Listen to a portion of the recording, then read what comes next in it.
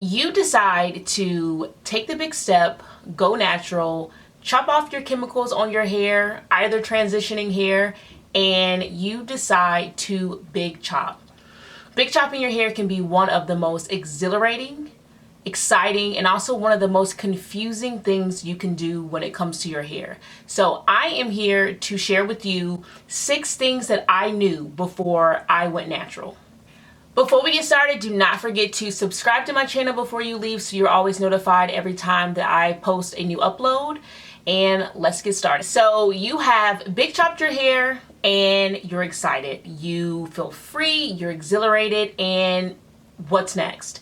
Although you're no longer going to the salon anymore, although you don't have anybody upkeeping your hair, you no longer get relaxers, you don't have to get your ends trimmed, one thing that I wish that I knew is, girl, it's still a lot of maintenance. It's still a lot of maintenance. You have to pretty much dedicate your time each week to having your own wash day. You're going to shampoo, either condition, trim your hair when you need it, give your hair a deep conditioning treatment. So regardless of you, when you're taking that plunge and you do the big chop, you're going to have to get yourself in a routine. Natural hair can be a lot of maintenance. Although you're not paying salon prices anymore, but products are very expensive. So depending on what products, what brands you're using, although you're not going to a salon and you're spending your money there, but you're still spending money on hair products.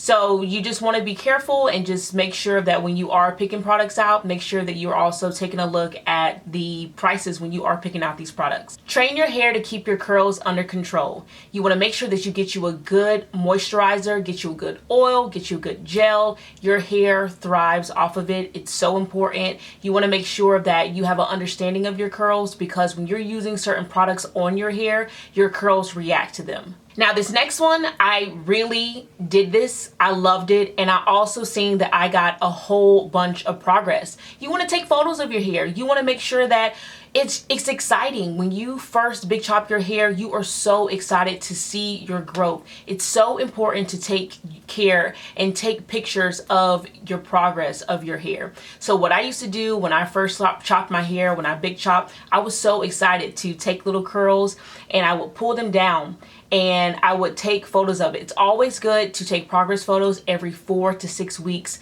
And you just want to make sure that you have a little bit of space in between each of the photos that you're taking so you can make sure that you're getting some really good growth in between that time.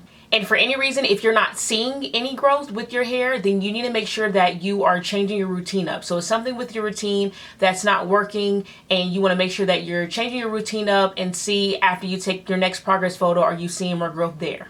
Now this one is really important that I wish that I would have known or realized is, go in your kitchen, shop your kitchen.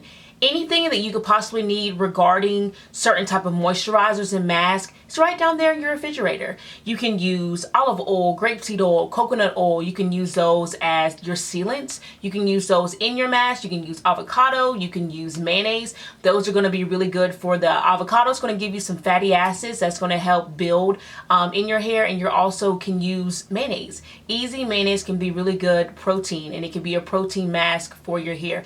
Products can be expensive. So you'll realize that when you first big chop, you just want to try all these different products, but you don't necessarily have to do that, because when you're big chopping your hair, you kind of won't really realize what products work best on your hair until you have a little bit more growth. So you can easily go downstairs, get your oils, use your olive oil that you use for cooking, get your coconut oil. You can use that to put on your hair, and you can also use those other items. Also eggs. Eggs is also a great protein mask you can use on your hair each week when you're doing your hair routine. I remember when I was starting on my journey, I was so gung-ho on length.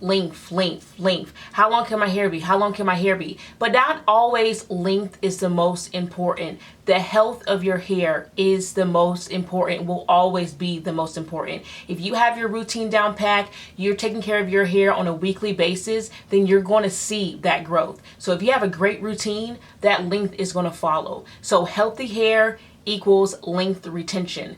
If you take care of your hair will take care of you. And the last and most important thing that I have realized, your hair may or may not look like your curl crush.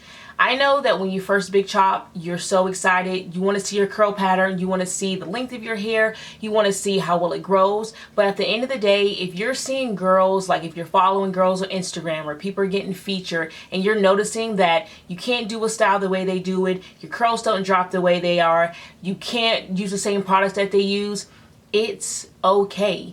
You want to make sure that you learn your hair, know your hair, understand your hair.